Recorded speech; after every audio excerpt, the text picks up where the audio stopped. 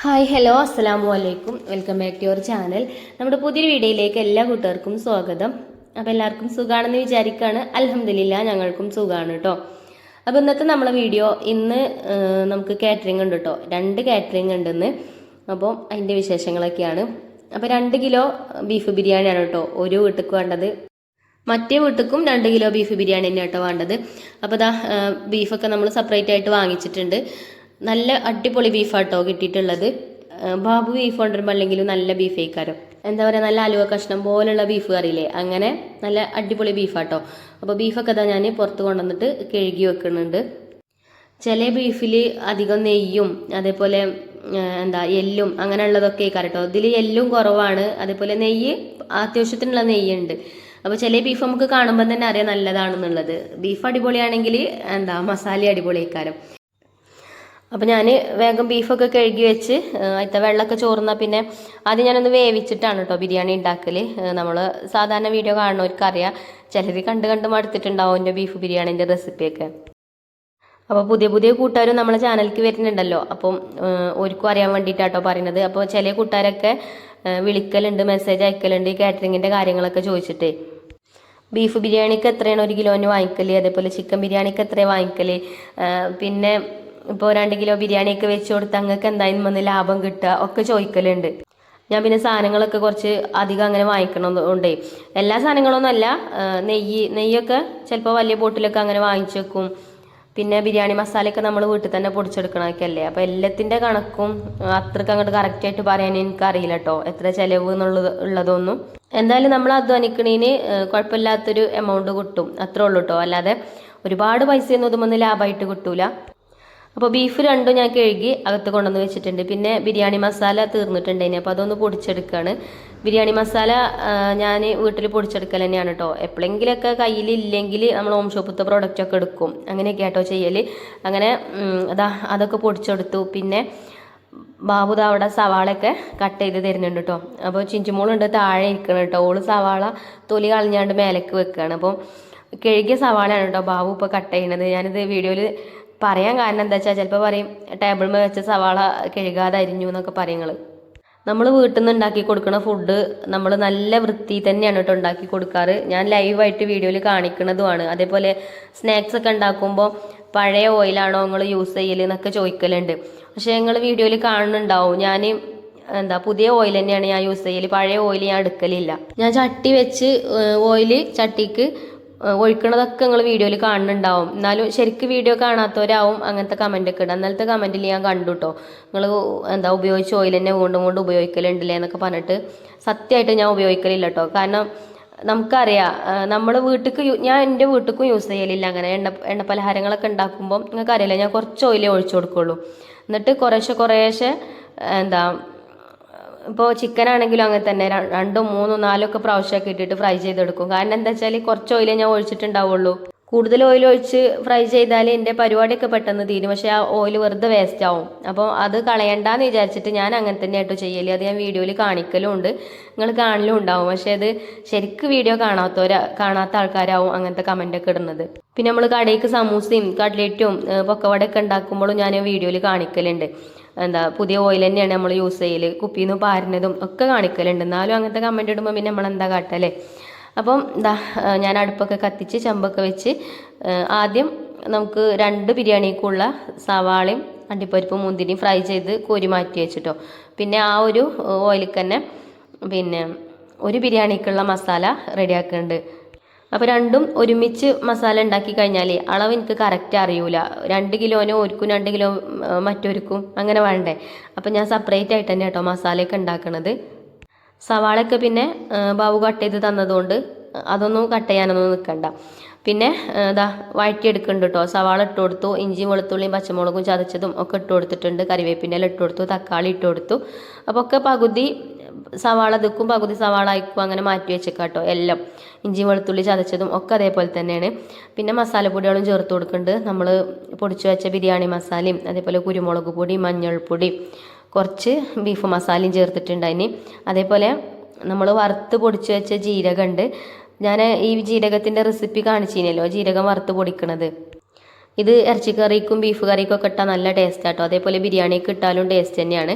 പിന്നെ ബിരിയാണീൻ്റെ മസാല പൊടിച്ചെടുക്കുന്ന സമയത്ത് വലിയ ജീരകം ചേർത്തൊക്കെയാണെങ്കിൽ പിന്നെ ഇപ്പോൾ ചേർക്കേണ്ട ആവശ്യമില്ല. അപ്പോൾ ഞാൻ സാജീരകല്ലേ അത് മാത്രമേ എടുത്തിട്ടുള്ളേന് കേട്ടോ, വലിയ ജീരകം എടുത്തിട്ടില്ലേന് ബിരിയാണി മസാല പൊടിച്ചെടുത്തപ്പോൾ.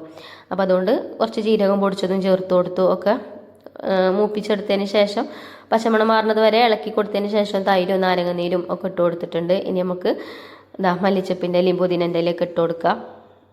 പിന്നെ സ്പൂണിൻ്റെ കണക്കൊന്നും ചിലപ്പോൾ എനിക്ക് പറഞ്ഞു തരാൻ അറിയില്ല കേട്ടോ. ഞാൻ എന്താ വെച്ചാൽ ഞാൻ എൻ്റെ ഒരു കൈക്കണക്കിനനുസരിച്ചിട്ടാണ് ഇടല്. നമുക്ക് അങ്ങനെ ഉണ്ടാവുമല്ലോ ഒരു കൈക്കണക്ക്. പിന്നെ പ്രത്യേകിച്ച് ഇപ്പോൾ റമദാനും കൂടിയാണ്. അപ്പോൾ നമുക്ക് നോമ്പാവുമ്പം ഉപ്പ് നോക്കാനും എരിവ് നോക്കാനും ഒന്നും അറിയില്ല. അപ്പോൾ അതൊക്കെ അങ്ങനെ പാകമായി വരും, അങ്ങനെ തന്നെ കേട്ടോ. പിന്നെ ബീഫ് കുക്കറിൽ വേവിച്ചിട്ടുണ്ടായിന്. അപ്പോൾ അതേക്ക് ഇട്ട് കൊടുത്ത് കുറച്ച് വെള്ളം ഉണ്ടായിന് അതിൽ, കുഴപ്പമൊന്നുമില്ല കേട്ടോ, അതൊന്ന് വറ്റി വരും. അങ്ങനെ ഒരു മസാല റെഡിയായി. ഇനി ഇവിടെ പുറത്തത്തെ ഈ 3 കല്ലുണ്ടല്ലോ ദമ്മിലും ഇവിടെ അതേപോലെ തന്നെ തീയൊക്കെ കത്തിച്ചിട്ടുണ്ട്. അങ്ങനെ ചെമ്പൊക്കെ വെച്ച് മറ്റേ ബിരിയാണിക്കുള്ള മസാല ഈ ഒരു ചെമ്പിലും ആക്കണുണ്ട് കേട്ടോ. അപ്പം എണ്ണയൊക്കെ ഒഴിച്ച് കൊടുത്താണ്ട് സവാള ഇട്ടിട്ടുണ്ട്. സവാളയും ഉപ്പൊക്കെ ഇട്ടാണ്ട് വഴറ്റിയെടുക്കുന്നുണ്ട്. അപ്പോൾ 2 ഓർഡർ ഉള്ളതുകൊണ്ടേ പിന്നെ ചെമ്പ് 2 എണ്ണം വേണം. അപ്പോൾ ഇത് വലിയ ചെമ്പാണ്, എന്നാലും ഇതിലാക്കാമെന്ന് വിചാരിച്ചിട്ടോ. പിന്നെ പുതുതായിട്ട് കാറ്ററിങ് തുടങ്ങണവരൊക്കെ ആദ്യം തന്നെ വിളിച്ച് നമ്മളോട് ചോദിക്കാതാണ് എത്ര നമുക്ക് ലാഭം കിട്ടാന്ന്. ലാഭവും നഷ്ടമൊന്നും നോക്കിയിട്ടൊന്നും കാര്യമില്ല. എന്താ പറയുക, ഫസ്റ്റിൽ നമുക്ക് ഓർഡറൊക്കെ ഇങ്ങനെ കിട്ടണമെന്നുണ്ടെങ്കിൽ ഞാൻ ലാഭമൊന്നും നോക്കിയിട്ടൊന്നും അല്ല കേട്ടോ. ഞാൻ ഓർഡർ സ്വീകരിക്കും. പിന്നെ എല്ലാവരും വാങ്ങിക്കണ പോലെ കൂടുതൽ പൈസ വാങ്ങിക്കാനും എനിക്ക് മടിയാണ്. പക്ഷെ അങ്ങനെ മടിച്ചിട്ടും കാര്യമില്ല, നമ്മൾ അധ്വാനിക്കണതിനുള്ള ഫലം നമുക്ക് കിട്ടണം. സാധനങ്ങളൊക്കെ നമ്മൾ തന്നെ വാങ്ങിക്കല്ലേ. ഇപ്പം സാധനത്തിൻ്റെയൊക്കെ റേറ്റ് എല്ലാവർക്കും അറിയാലോ. അപ്പം അതിനനുസരിച്ചിട്ടൊക്കെ വാങ്ങിച്ചോണ്ടിട്ടോ. അതേപോലെ നിങ്ങളെ നാട്ടിലത്തെ പോലെ ആവില്ല ചിലപ്പം ഇവിടെ. അപ്പോൾ അവിടെ നിങ്ങളെ നാട്ടിലൊക്കെ ഇങ്ങനെ കാറ്ററിംഗ് ഒക്കെ ചെയ്യുന്ന ആൾക്കാരുണ്ടെങ്കിൽ 1 കിലോ ബിരിയാണിക്ക് എത്രയും വാങ്ങിക്കല് വെച്ചാൽ അതിനനുസരിച്ചിട്ട് വാങ്ങിച്ചോണ്ടി. പിന്നെ ജലദോഷം പൊടിച്ചിട്ടുണ്ട് കേട്ടോ, സൗണ്ട് മാറിയിരിക്കണ്. അപ്പോൾ ചിലരൊക്കെ കമൻറ്റ് ബോക്സിൽ ചോദിക്കുന്നുണ്ട് സൗണ്ട് എന്താ മാറിയിരിക്കണ്, സൗണ്ടിന് എന്താ ഒരു മാറ്റം. ജലദോഷം ഉണ്ട് കേട്ടോ, വേറെ കുഴപ്പമൊന്നുമില്ല. അപ്പോൾ ഇവിടെയും ഈ മസാലയും റെഡി ആയിക്കൊണ്ട് നിൽക്കുന്നുണ്ട്. ഇനി ഞാൻ അരി തിളപ്പിച്ച് ഊറ്റിയിട്ടാണ് കേട്ടോ ബിരിയാണി ഉണ്ടാക്കുന്നത്. ഇന്ന് കൈമ റൈസ് വെച്ചിട്ടാണ് ബിരിയാണി ഉണ്ടാക്കുന്നത്. അപ്പോൾ അരി രണ്ടും ഒരു പാത്രത്തിലിട്ടിട്ട് തന്നെയാണ് കേട്ടോ വേവിക്കണത്. ഊറ്റുമ്പോൾ സെപ്പറേറ്റ് ആയിട്ട് ഇതിക്കുള്ളത് ഇതിക്കും മറ്റേക്കുള്ള അയക്കും ഇട്ട് കൊടുക്കും. അപ്പം ഇതിക്കുള്ള ബീഫ് ഞാൻ കുക്കറിൽ വേവിച്ചതേനും അതും ഇതിക്ക് ഇട്ട് കൊടുത്തിട്ടുണ്ട്. ബാക്കിയിടാനുള്ളതൊക്കെ ഇട്ട് കൊടുത്തിരുന്നു കേട്ടോ. ഇനി പറഞ്ഞാണ്ട് വെറുതെ വീഡിയോ ലെങ്ത്ത് കൂട്ടണ്ടല്ലോ. അപ്പോൾ ആ മസാലയും റെഡിയായി. അത് അടുപ്പത്ത് നിന്ന് വാങ്ങി വെച്ച് ഇനി ഇത് അരി തിളപ്പിച്ച് ഊറ്റാനുള്ള ചെമ്പ് അടുപ്പത്ത് വെച്ച് അതിലേക്ക് വെള്ളം ഒഴിച്ച് കൊടുക്കുന്നുണ്ട്. അപ്പോൾ അത് ഇവിടെ കടന്നിട്ട് തിളക്കട്ടെ. അതിക്ക് കുറച്ച് ഏലക്ക, കറാമ്പൂ, പട്ട അങ്ങനെയുള്ള ഐറ്റംസൊക്കെ കുറേശ്ശെ ഇട്ട് കൊടുക്കുന്നുണ്ട് കേട്ടോ. ഉപ്പിട്ട് കൊടുക്കുന്നുണ്ട്. അതേപോലെ തന്നെ കുറച്ച് മല്ലിയിലൊക്കെ കട്ട് ചെയ്തിട്ട് ഇട്ട് കൊടുക്കുകയാണെങ്കിൽ നല്ലതാണ്. ഇഞ്ചി, വെളുത്തുള്ളി, പച്ചമുളക് ചതച്ചതൊക്കെ ചേർക്കണമെങ്കിൽ ചേർക്കാം. അപ്പോൾ അതവിടെ അടച്ചു വെച്ചിട്ടോ. ഇനി വെള്ളം തിളക്കട്ടെ. പിന്നെ ഇന്ന് ഞങ്ങൾക്ക് നോമ്പ് തുറക്കുന്ന സമയത്തിന് കഴിക്കാണ്ടാക്കുന്നത് പാലപ്പാണ് കേട്ടോ. പാലപ്പത്തിന് മാവ് ഞാൻ അതിൻ്റെ അടിയിൽ പോയി റെഡിയാക്കി ഇവിടെ കൊണ്ടുവന്ന് വെച്ചിട്ടുണ്ട്.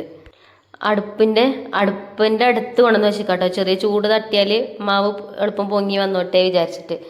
അങ്ങനെ മസാലകളൊക്കെ സെറ്റായി. ഇനിയിപ്പോൾ ചെമ്പുക്കൊക്കെ മാറ്റണം. മറ്റേ ബിരിയാണീൻ്റെത് അതിൻ്റെ ചെമ്പുക്ക് മാറ്റണം കേട്ടോ. ഇത് പിന്നെ ഇതിൽ തന്നെയാണ് ഞാൻ ദം ചെയ്തെടുക്കുന്നത്. അപ്പോൾ ബീഫൊക്കെ പാകത്തെ വേവിനായിട്ടുണ്ട്. ഇനി ഈ ചെമ്പിലാണ് കേട്ടോ ഒരു ബിരിയാണി ദം ചെയ്തെടുക്കുന്നത്. ഇത് 2 കിലോൻ്റെ ചെമ്പാണ്. അപ്പോൾ ഇതിക്ക് മറ്റേ മസാല ഇതിക്ക് ഇട്ട് കൊടുത്തു. ഇനി അരി കഴുകി കൊണ്ടുവരട്ടെ. അരി ഞാൻ പറഞ്ഞല്ലോ കൈമ റൈസാണ് എടുത്തിട്ടുള്ളതെന്നുള്ളത്. അപ്പോൾ കൈമ റൈസ് ആവുമ്പോൾ വറ്റിച്ചിട്ടാണ് ചിലരൊക്കെ വെക്കുക. ഞാനും വറ്റിച്ചിട്ടും വെക്കലുണ്ട്. എനിക്ക് വീട്ടിൽ ഇത് അരി തിളപ്പിച്ച് ഊറ്റാൻ ആൾക്കാരുണ്ടെന്നുണ്ടെങ്കിൽ ഞാൻ ഊറ്റിയിട്ട് തന്നെയാണ് കേട്ടോ വെക്കൽ. തിളപ്പിച്ച് ഊറ്റിയിട്ടാണ് വെക്കൽ. അല്ലെങ്കിൽ ഞാൻ വറ്റിച്ചിട്ട് വെക്കും. കൈമ റൈസ് ആവുമ്പോഴേ പെട്ടെന്ന് വെന്ത് കലങ്ങും. അങ്ങനെ വെന്ത് കലങ്ങാനയക്കരുത്. അരി ഇങ്ങനെ പൊട്ടി വരുന്ന സമയത്ത് ഊറ്റണം കേട്ടോ. അപ്പോഴാണ് നല്ല ടേസ്റ്റുള്ള ബിരിയാണി കിട്ടുക. ഇപ്പം ബാബു മക്കളൊക്കെ ഉണ്ടല്ലോ. അപ്പോൾ അരി തിളപ്പിച്ചൂറ്റാൻ ഓരൊക്കെ കൂടും. ഊറ്റാൻ ഓരൊക്കെ കൂടും. അപ്പോൾ ഞാൻ അരി ഇങ്ങനെ ഇതിക്ക് ഇട്ട് കൊടുക്കുകയാണ് കേട്ടോ. ഈ കൈമ റൈസിന് നല്ലൊരു സ്മെല്ലാണല്ലോ. അപ്പോൾ അരി തിളപ്പിച്ചൂറ്റിയാൽ ആ സ്മെല്ല് പോകുമെന്നാണ് ചില ആൾക്കാർ പറയുക. അങ്ങനെ സ്മെല്ല് പോകുന്നില്ല കേട്ടോ. നല്ല ടേസ്റ്റുള്ള ബിരിയാണി തന്നെയാണ് തിളപ്പിച്ചൂറ്റിയാലും കിട്ടുക. വറ്റിച്ച് വെച്ചാൽ നല്ല ബിരിയാണി തന്നെയാണ്. പക്ഷെ രണ്ടിനും വേറെ വേറെ മാറ്റമുണ്ട് കേട്ടോ. കുഴപ്പമൊന്നുമില്ല, രണ്ടും ഒരേപോലെ തന്നെയാണ്. ചെറിയ വ്യത്യാസം എന്തോ ഉണ്ട് തോന്നുന്നുണ്ട്. അപ്പോൾ ഇത് തമ്മിൽ ഒട്ടിപ്പിടിക്കാതിരിക്കാൻ വേണ്ടിയിട്ട് കുറച്ച് ഓയിൽ ഒഴിച്ചു കൊടുത്തിന്, അതേപോലെ നാരങ്ങ നീരൊക്കെ ഒഴിച്ചു കൊടുത്തിട്ടുണ്ട് കേട്ടോ. അപ്പോൾ ഇതാ അരിപ്പ ആയിട്ടുണ്ട്. ഇനി വേവാൻ നിന്നാൽ ചിലപ്പം വേവേറും. വെന്താ പെട്ടെന്ന് പൊടിയും ഇത് കേട്ടോ. അപ്പോൾ എളുപ്പം ഊറ്റണം. അപ്പോൾ ഇതാ ബാവുണ്ട് അരി ഊറ്റാൻ കേട്ടോ എൻ്റെ കൂടെ. അപ്പോൾ നോമ്പിന് അങ്ങനെ ഫുഡ് ഉണ്ടാക്കി കൊടുക്കണത് നല്ലതല്ല എന്നൊക്കെ പറഞ്ഞുകൊണ്ട് കമൻറ്റ് ബോക്സിൽ ഞാൻ കണ്ടിന്. അതൊക്കെ ശരി തന്നെയാണ്, കുഴപ്പമൊന്നുമില്ല. പക്ഷെ ഇത് നോമ്പ് തുറക്കണ സമയത്ത് ഓർക്ക് കഴിക്കാനുള്ള ഫുഡല്ലേ നമ്മൾ ഉണ്ടാക്കുന്നത്, പിന്നെ ഇത് നമ്മളെ ജോലിയല്ലേ, അത് വിചാരിച്ചിട്ടാണ് കേട്ടോ. ഞാൻ വീട്ടിലുണ്ടാവുമ്പോൾ ഞാൻ ആരെങ്കിലും ഇതേപോലെ ബിരിയാണി ഉണ്ടാക്കി തരുമോ എന്ന് ചോദിച്ചാൽ, നോമ്പ് തുറക്കാനൊക്കെ ഉണ്ടാക്കി തരുമോ ചോദിച്ചാൽ ഞാൻ ഉണ്ടാക്കി കൊടുക്കലുണ്ട്. അപ്പം അതിനൊക്കെ ബാഡ് കമൻ്റ് ഒന്നും ഇട്ടിട്ട് കാര്യമില്ല അല്ലേ. പിന്നെ യൂട്യൂബിൽ ഡെയിലി വീഡിയോ ഇടണമെന്ന് പറയണത് ഡെയിലി ഞാൻ ഇടലുണ്ട്, എന്നാലും എനിക്ക് എൻ്റെതായിട്ടുള്ള തിരക്കും കാര്യങ്ങളും ഉണ്ടാകുമ്പോൾ ഞാൻ ഇടലില്ല. അപ്പോൾ നിങ്ങളെ വിചാരം, ചില ആൾക്കാർ വിചാരം കേട്ടോ, എല്ലാവരും ഞാൻ പറയുന്നില്ല, ചില ആൾക്കാരെ വിചാരമുണ്ട് വീഡിയോ ഇടാൻ നല്ല എളുപ്പമാണ്, വീഡിയോ എടുത്തിടാൻ ഇട്ടാൽ മതി എന്ന് അങ്ങനെ വിചാരിക്കണമല്ലുണ്ടാവും. പക്ഷേ ഈ വീഡിയോ എടുത്ത് എഡിറ്റ് ചെയ്ത് നിങ്ങളെ മുന്നിലേക്ക് കൊണ്ടുവരണമെങ്കിൽ കുറേ പണിയുണ്ട് കേട്ടോ. അത് ചാനലില്ല ആൾക്കാർക്ക് അറിയാം, അല്ലാത്തവർക്ക് ഇത് കുറച്ച് നേരം ഇങ്ങനെ കാണുന്നതല്ലേ ഉള്ളൂ. ഒരു 2 മണിക്കൂർ 1.5 മണിക്കൂറത്തെ വീഡിയോ ആണ് 10 മിനിറ്റും 15 മിനിറ്റും ഒക്കെ ആക്കിയിട്ട് നമ്മൾ നിങ്ങളെ മുന്നിലേക്ക് കൊണ്ടുവരുന്നത്. അപ്പോൾ അതും ഒരു ജോലി തന്നെയാണ്. എന്ത് ജോലിക്കും അതിൻ്റെതായിട്ടുള്ള റിസ്ക് ഉണ്ട് എന്ന് പറയുന്നത് കേട്ടിട്ടില്ലേ, അങ്ങനെയാണ് കേട്ടോ. പിന്നെ ഇന്നത്തെ കാലത്ത് നമുക്ക് ജീവിക്കണം എന്നുണ്ടെങ്കിൽ ഒരു വരുമാനം മാത്രം പോരാ. നമ്മളെ കൊണ്ട് കഴിയുകയാണെങ്കിൽ, നിങ്ങളെ കൊണ്ട് കഴിയുകയാണെങ്കിൽ നിങ്ങളും ചെയ്തോളി. ഞാൻ ആരും കുറ്റം, എന്നെ കൊണ്ട് കഴിയുന്നത് ഞാൻ എല്ലാവർക്കും പറഞ്ഞു കൊടുക്കുകയേ ചെയ്യണുള്ളൂ. പിന്നെ ഇങ്ങനെ ചെയ്തു കാറ്ററിംഗ് ഒക്കെ തുടങ്ങുകയാണെങ്കിൽ നിങ്ങൾക്കും അങ്ങനെ വരുമാനം കിട്ടും, അങ്ങനെയൊക്കെ പറഞ്ഞു കൊടുക്കുകയേ ചെയ്യലുള്ളൂ. ഞാൻ ആരും കുറ്റപ്പെടുത്താനോ ഒന്നിനും പോവലില്ല. പക്ഷെ നമ്മളങ്ങനെയൊക്കെ പറയുമ്പോഴേ ഒരു സങ്കടമാണ് അങ്ങനെയൊക്കെ കേൾക്കുമ്പോൾ കേട്ടോ. ഇതിൻ്റെയൊക്കെ ഇടയിലുള്ള കഷ്ടപ്പാട് അത് ആരും ചിന്തിക്കൂല. എല്ലാവരും വിചാരം ഓൾക്ക് അത്ര പൈസ ഇട്ടുണ്ട് ഇത്ര പൈസ ഇട്ടുണ്ട് പറഞ്ഞാണ്ട് അതിനുള്ള കണക്കുള്ളൂ. നമ്മളെ കഷ്ടപ്പാടൊന്നും ആരും കാണൂല. എല്ലാവരും അല്ലട്ടെ ഞാൻ പറയുന്നത്, നമ്മളെ സ്നേഹിക്കണ ഒരുപാട് കൂട്ടുകാരുണ്ട്. 1 2 3 പേരൊക്കെ ഇതേപോലെയുള്ള കമൻറ്റും കാര്യങ്ങളൊക്കെ ഇടലുള്ളൂ. ബാക്കിയുള്ളതൊക്കെ നമ്മൾ സപ്പോർട്ട് ചെയ്യുന്ന ആൾക്കാരാണ്. അപ്പം സപ്പോർട്ട് ചെയ്യുന്നവർക്കൊക്കെ ഒരുപാട് നന്ദി കേട്ടോ. എൻ്റെ പ്രാർത്ഥനയിൽ എന്നും നിങ്ങളുണ്ടാവും, അതേപോലെ നിങ്ങളെ പ്രാർത്ഥനയിൽ ഞാനും വേണം. ഇനി ഉൾപ്പെടുത്തണം കേട്ടോ. അപ്പം ബിരിയാണിയൊക്കെ ദമ്മിലാവാൻ ആയിട്ടുണ്ട് കേട്ടോ. റൈസൊക്കെ ഇട്ട് കൊടുത്ത് അതേപോലെ നെയ്യും ഒക്കെ ഒഴിച്ചു കൊടുത്തിട്ടുണ്ട്. പിന്നെ അണ്ടിപ്പരിപ്പ് മുന്തിരിയൊക്കെ ഫ്രൈ ചെയ്തത് ഇടയിൽ കൂടെ ഒക്കെ അതും ചേർത്ത് കൊടുത്തിട്ടുണ്ട്. ഇനി നമ്മൾ ഇന്ന് മൈദ വെച്ചിട്ടല്ല കേട്ടോ കവർ ചെയ്യണത്. ഇന്ന് നമ്മളെ ഫോയിൽ പേപ്പർ ഉണ്ടല്ലോ, ഫോയിൽ പേപ്പർ തീർന്നിട്ട് കുറേ ദിവസമായി, ഇനിയിപ്പോൾ ഇന്നലെ കൊണ്ടുവന്നു കേട്ടോ. അപ്പം ഇനി ഇവിടുന്ന് അങ്ങോട്ട് നമുക്ക് ഇതാക്കാം. ഫോയിൽ പേപ്പറാണ് സുഖം. മൈദ ആകുമ്പോൾ പിന്നെ അത് ചൂടുവെള്ളത്തിലൊക്കെ ഇട്ട് കലക്കിയൊക്കെ റെഡിയാക്കി വെക്കണം.